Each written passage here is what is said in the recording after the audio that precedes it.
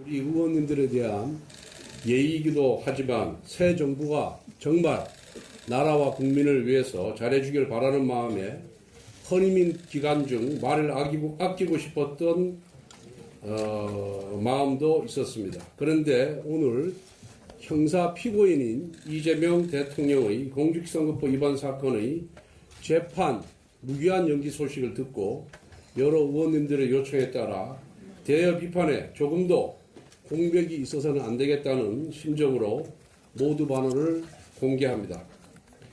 이재명 대통령의 공직선거법 위반 파기환송심을 맡은 서울고법재판부가 재판을 무기한 연기하기로 결정했습니다. 서울고법의 이재권 부장판사는 헌법 제84조에 따른 조치라는 판사 개인의 자의적인 헌법 해석을 단서로 달아놓았습니다. 어떠한 판사가 헌법을 자의적으로 해석할 권한이 있습니까?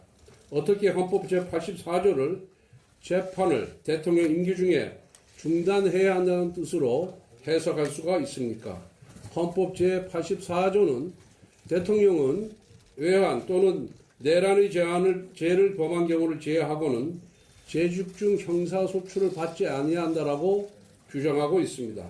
즉 소출을 하지 않는다는 뜻입니다. 여러분, 소추가 무엇입니까?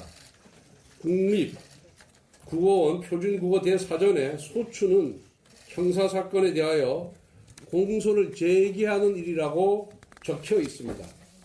헌법 제84조는 새로운 재판을 위한 대통령의 기소가 불가능하다는 뜻이지 이미 진행 중인 재판을 중단해야 한다는 의미가 아니라는 것은 초등학생도 다 알 수가 있습니다.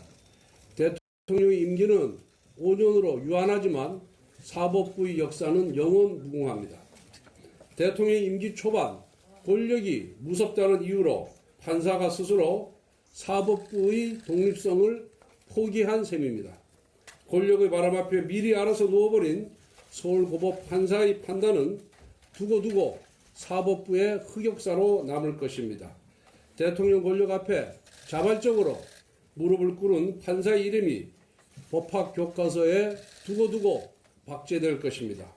이재명 대통령의 대장동, 백현동, 미래 신도시, 성남 FC 사건 재판의 공판기일이 6월 24일로 지정되어 있습니다.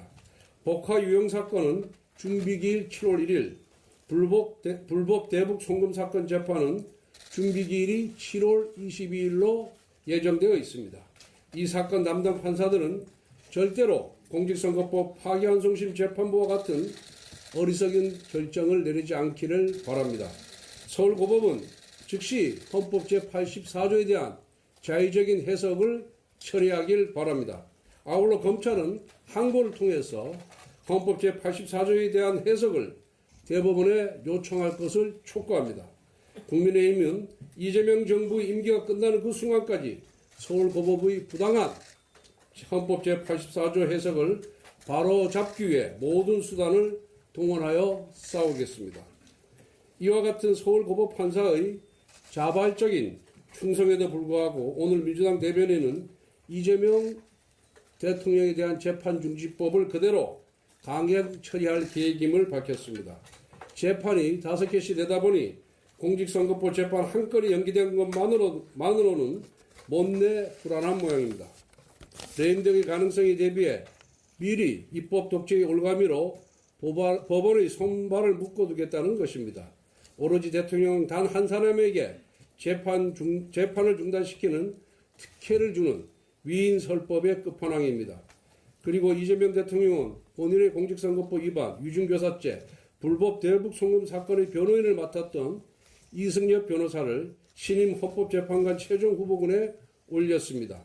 지난주에는 대법관이 수를 늘려 자기 편 법관들을 대법원에 침투시키는 대법원 장악법을 추진하더니 이제는 헌법재판소까지 자기 편을 투입시켜 장악하겠다는 것입니다.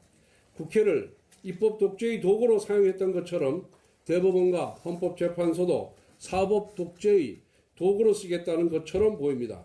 첫 일주일이 향후 5년을 좌우합니다. 안타깝게도 이재명 정부의 출범 첫 일주는 통합도 민생도 아닌 오로지 방탄 독재의 길만 모색하는 모습이었습니다.